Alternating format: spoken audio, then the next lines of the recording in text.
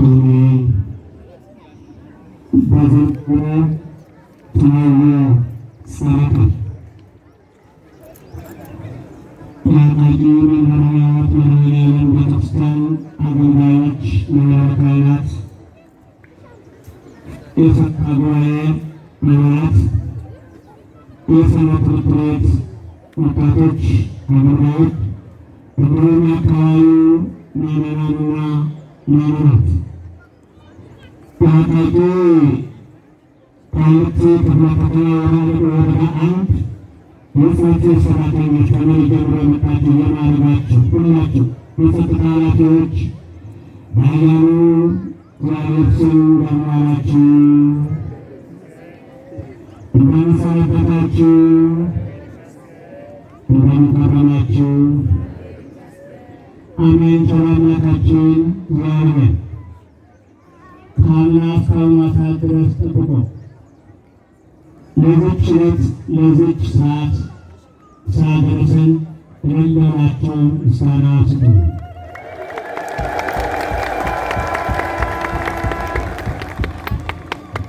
በዝንቱ ትነጉ ሰረቀ ይህ ቃል የተገኘው ሰማይ ላይ ነው። በምድር አይደለም የተገኘው፣ በሰማይ ላይ። ይህ ቃል ደግሞ በጊዜው በሦስተኛው መቶ ክፍለ ዘመን በነበረው ቆስጠንጢኖስ በተባለው ሀገረ ገዥ የተነገረ ድምፅ ነው። ቃሉ እግዚአብሔር ነው። አስቡት፣ መስቀል እውነት ነው። ስለዚህ በአጭር ቋንቋ ቆስጠንጢኖስ የተባለው ንጉሥ አንድ ችግር ገጠመው እና እየጸለየ በነበረበት ሰዓት መሪዎች ሁላችን ሲቸግረው ሲጨንቀው ወደ እግዚአብሔር ሲያመለክት ከሰማይ ላይ መስቀል ተሰቅሎ በመስቀሉ ላይ ደግሞ በዚህ ጠላትህን ድል ትነሳለህ የሚል ቃል አገኘ። ቆስጠንጢኖስ ማነው? መስቀሉስ ከሰማይ ለምን ወጣ? እንዲህ አስቡት ይሆናል። ጌታችን መድኃኒታችን ኢየሱስ ክርስቶስ ዓለምን ሲያድን ሁሉም ተፈጸመ ያለ መስቀል ላይ ነው። ደሙ የፈሰሰበት መስቀሉ ላይ ነው። አምላካችን መድኃኒታችን ኢየሱስ ክርስቶስ ዕውራንን ሲያበራ፣ ሙታንን ሲያስነሳ፣ በሽተኞችን ሲያድን ከተሰቀለ በኋላ ደግሞ የጌታችን የመድኃኒታችን ኢየሱስ ክርስቶስ መስቀል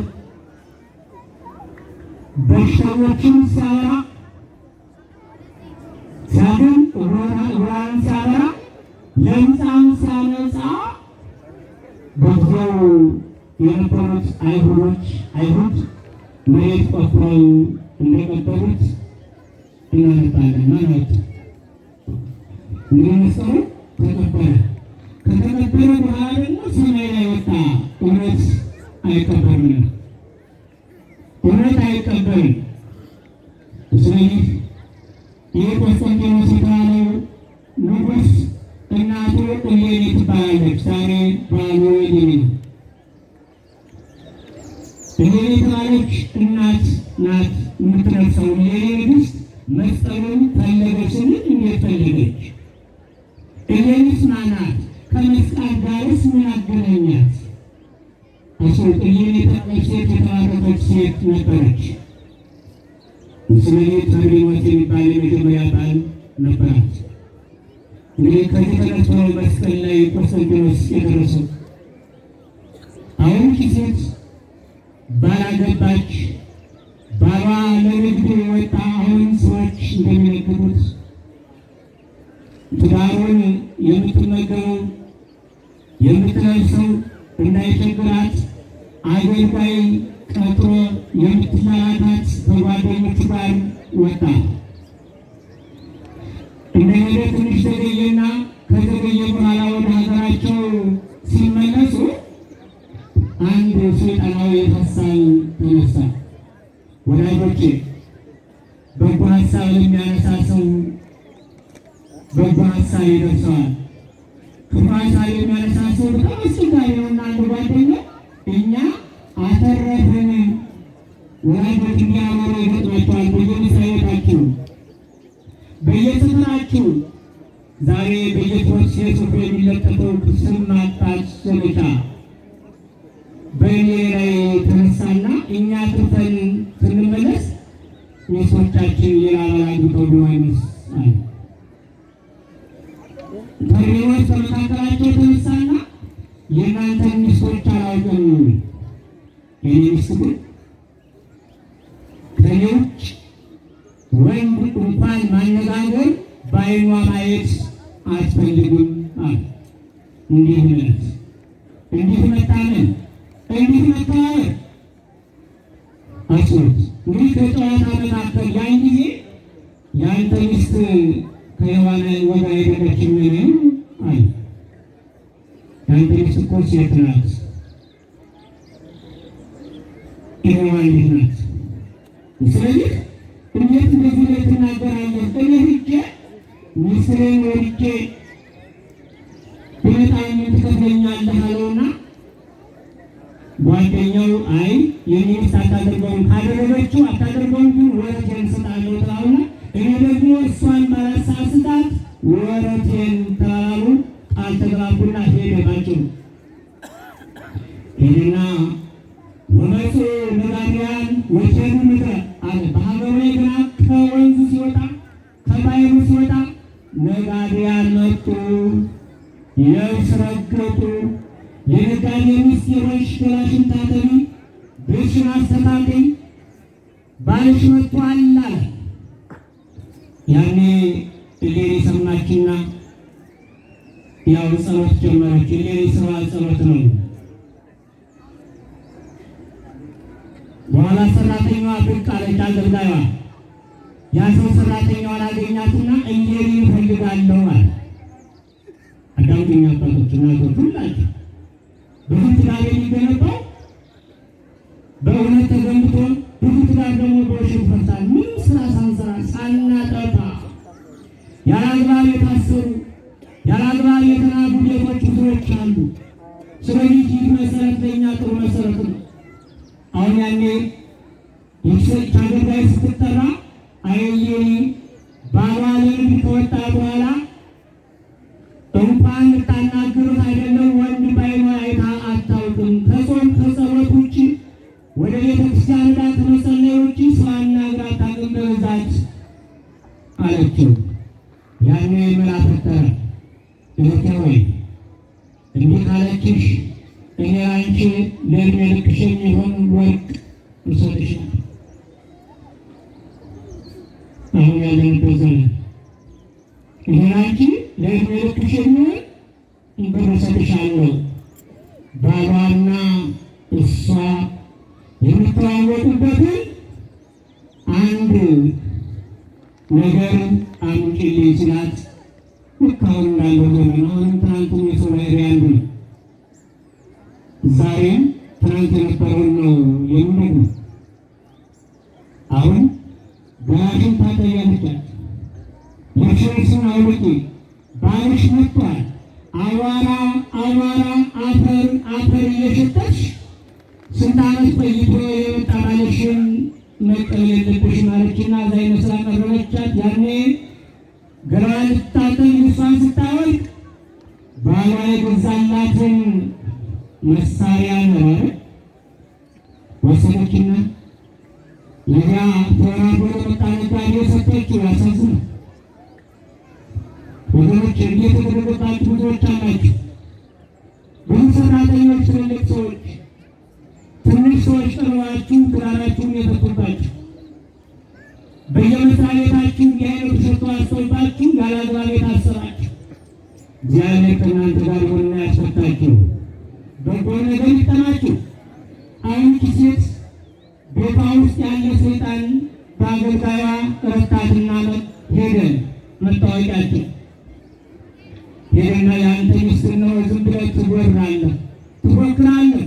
ሚስት ወድጃት ለምጃት መጥተው እነሆ የምትተዋወቁ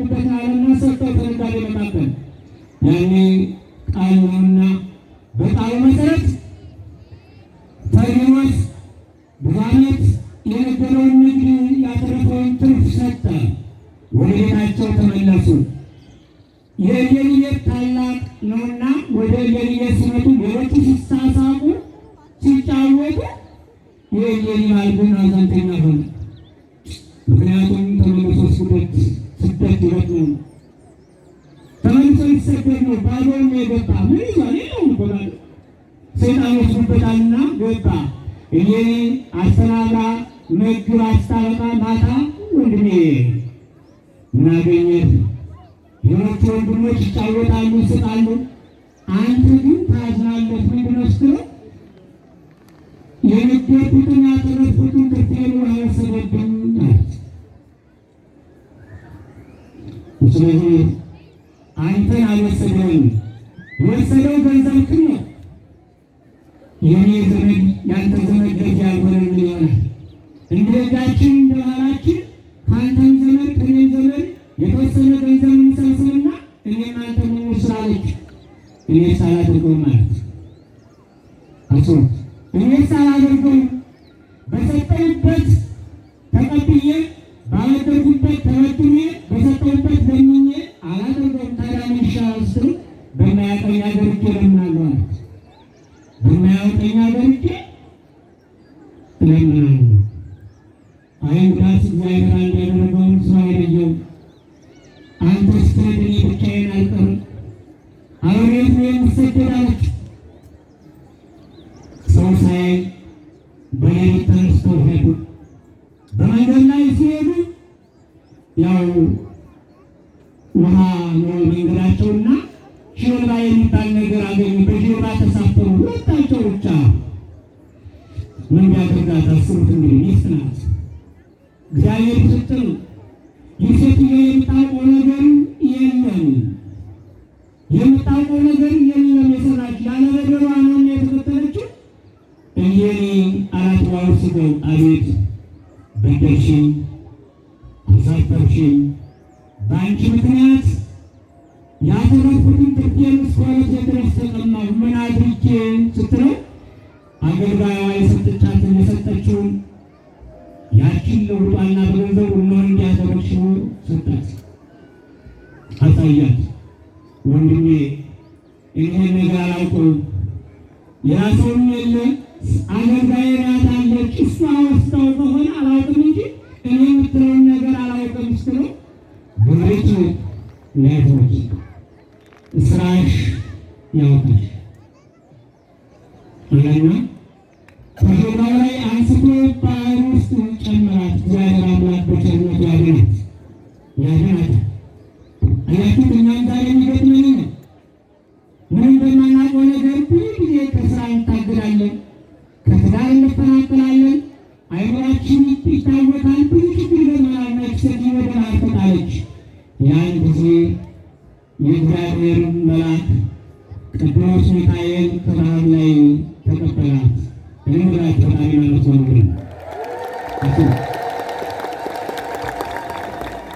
ያላት ስራ ታወጣትና አልወደደችም፣ ባሏን አልከደችም፣ አካሏን አላሳደፈችምና የእውነት አምላክ መልአኩን ቅዱስ ሚካኤልን ላከላትና ተቀበላት። ወስዶ የሚያስፈልግ ቦታ ላይ አደረሳት። እነ ሙሴን ያሻገረ እግዚአብሔር እሷን አሻገረና የቆስጠንጢኖስን አባት የምታገራ እግዚአብሔር አደረገ። እሱ ከባህር ውስጥ ወጥቶ ለአንድ ሀገረ ገብ ሚስት መሆን በጣም ምን አይነት ታሪክ ነው! እግዚአብሔር ይሰራል እኮ የሚያምን ስለሌለ ነው እንጂ የወደቁትን ያነሳል። ባህር ውስጥ እነ ዮናስን ያወጣ ያወጣል፣ እነ ሙሴን ያሻገረ ያሻግራል። ግን የሰናፍጭ ቅንጣት ያህል በአሁኑ ሰዓት እምነት የለም ይምትል እንጂ እግዚአብሔር ነው አይለወጥም። ትናንትም ዛሬም ያድናል። አሁን ያኔ እግዚአብሔር ወሰደና የምታውቀው ሰው የለ ቋንቋ ትግባባን ወስዶ ሲያገናኛት ንጉሥ እዚህ በኋላ ነው ቆስጠንጢኖስ የወለደች። ግን እግዚአብሔርን ታመሰግናለች። እግዚአብሔርን ሁልጊዜ ስላደረገላት በጣም ይገርማችኋል። ስራ ድንቅ ነው ትለዋለች። እንዴት ከባህር ውስጥ አውጥተህ ቤተ መንግሥት አስገባኝ ትለዋለች። ቆስጠንጢኖስ ተወለደ። እሱ በዝንቱ ጥበቡ ጸረፈ። በዚህ ጠላትን ታሸንፋለህ ነው ርዕሳችን። ቆስጠንጢኖስ ተወለደና በአባቱ ፈንታ በምዕራቡ ዓለም ላይ ተሾመና ይህች እናት የተጠመቀች ክርስቲያን ናትና ልጄ ሆይ የአባትን ትእዛዝ ጠብቅ፣ የእናትህን ሕግ አትተው። እናት ጡት እያጠባች ታስተምራለች፣ እናቱ ነግረዋለች። እናቱ ስለ ኢየሱስ ክርስቶስ መስቀል ትነግረው ነበር፣ እውነተኛም እንዲሆን ታስተምረው ነበርና ይህ ሰው በንግሥና ዘመኑ ሰላማዊ ሰው ሲሆን እግዚአብሔር ረዳው። ከዚህ በኋላ መክስምያኖስ ከተባለው ጎረቤቱ ጋር ትንሽ ግጭት ስለገጨነቀው ቅድምና ጸለየ። ያኔ ጸለየ፣ ግጭት ሲነሳበት ጸለየና እግዚአብሔር ሰማው። እሱ ከእናቱ ከእሱ የእግዚአብሔር ሰዎች ስለሆነ እግዚአብሔር ስራ ሊሰራበት የፈለገው ስለሆነ ወደ ሰማይ ብሎ ሲመለከት መስቀል ከሰማይ ላይ ሆኖ አየ። በዝንቱ ጥበቡ ጸረፈ። የእሌኒ ቆስጠንጢኖስ ከሰማይ ላይ መስቀል ተመለከተ። መስቀሉ ግን ከመሬት ተቀብሮ ነበር። በዚያ ላይ ደግሞ የተጻፈበት በመስቀል ላይ በዚህ ጠላትን ታሸንፋለህ የሚል ነው። ከዚህ በኋላ ማንም የሚነግረው የሚያስተምረው ሳይሆን ታላቁ ንጉሥ ቆስጠንጢኖስ በጦር ዕቃው ላይ በሙሉ የመስቀል ምልክት አደረገ። ወደ ገጠመው ችግር ገባ። ከዚህ በኋላ እግዚአብሔር ገና መስቀል ሲያሳይ የእግዚአብሔር ክንፍ ሲገለጽ ሊጣላ የነበረው ጠላቱ ድል ሆነለት። ክብር አምላካችን ይሁን።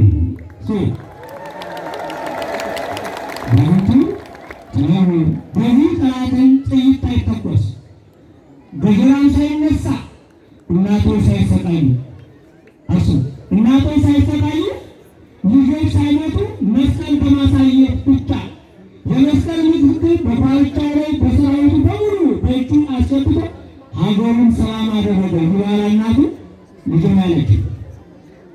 ዛሬ በዓሉ የእሌኒ ነው። እሌኒ ንግሥት መስቀሉን ፈለገች። ልጄ ስደተኛ ነኝ፣ ዘመድ የለኝም፣ ብቸኛ ነኝ። ነገር ግን እግዚአብሔር ካከበረ የጌታችን የመድኃኒታችን የኢየሱስ ክርስቶስ መስቀል አለ። ይህ መስቀል ዛሬ በአንተ ላይ ተገኝቷል፣ ታይቷል፣ ተገልጿል። ስለዚህ ፍቀድልኝና መስቀሉን ልፈልግ አለች። አሁን ከዚህ በኋላ ንጉሥ ነውና ለእናት ታዘዘ፣ ፈቀደላት። ሰራዊት አስከትሎ ወደ ኢየሩሳሌም ላካት። ኢየሩሳሌም ሄደችና ጊዜው ረዝሞ ነበር፣ መስቀሉ የተከበረበት ዘመን። ሽማግሌዎችን አረጋውያንን አጣች። ብዙ ሰዎች በስደት ሀገሩ ላይ የሉምና ያኔ ይሁዳ የተባለ በኋላ ኪራኮስ የተባለ በብሉይ ኪዳን ስሙ ይሁዳ ጸለየ በቤተ መስቀል የተባለው ሰው ኪራኮስ በኋላ በአዲስ ኪዳን የተባለውን ሰው አገኘች። አንተ አባት አንቺ የጌታዬን የኢየሱስ ክርስቶስ መስቀል እየፈለግኩ ነበር፣ እንዴት ነው የሚያገኘው አለች። አይ እንደ አባቶች ሲናገሩ በልጅነቴ ሰምቻለሁ። የጌታችን የመድኃኒታችን የኢየሱስ ክርስቶስ መስቀል ከእነዚህ ከሦስቱ ተራራዎች መካከል ከአንዱ ላይ ነው ያለ። የትኛው እንደሆነ ግን አላውቅም። ስለዚህ የምነግርሽ አላት፣ ደመራ ደምሬ አስቡት። ደመራ ደምሬ በደመራ ላይ ዕጣን ጨምሬ ከዚህ በኋላ ሕዝቡን ሰብስበሽ ጸሎት አድርጊ፣ አቃጢው እግዚአብሔር ያሳይሻል አላት። ከዚህ በኋላ ነው ደመራው ተደመረ፣ ዕጣን ተጨመረበት።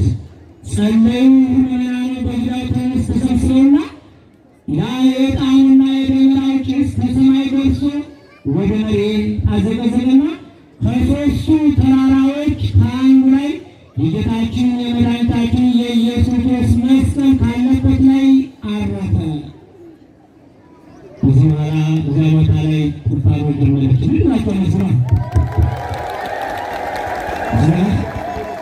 በዚህ ምክንያት ዛሬ መስከረም 17 ቀን የጌታችን የመድኃኒታችን የኢየሱስ ክርስቶስ መስቀል እንዲገኝ ፈቀደ፣ በዕጣን አሳየ።